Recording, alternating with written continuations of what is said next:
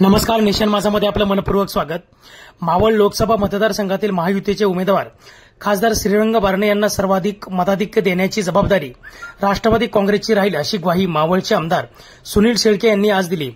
मावळ लोकसभा मतदारसंघातील शिवसेना, भाजप, राष्ट्रवादी, मनसे, आरपीआय, रासप मित्रपक्ष महायुतीचे उमेदवार खासदार श्रीरंग बारणे यांच्या प्रचारार्थ कर्जत येथे राष्ट्रवादी काँग्रेस कार्यकर्त्यांचा मेळावा आयोजित करण्यात आला होता। यावेळी ते बोलत होते। या मेळाव्याच्या निमित्ताने रायगड जिल्हा परिषदेचे माजी उपाध्यक्ष सुधाकर घारे यांनी जोरदार शक्ती प्रदर्शन केले।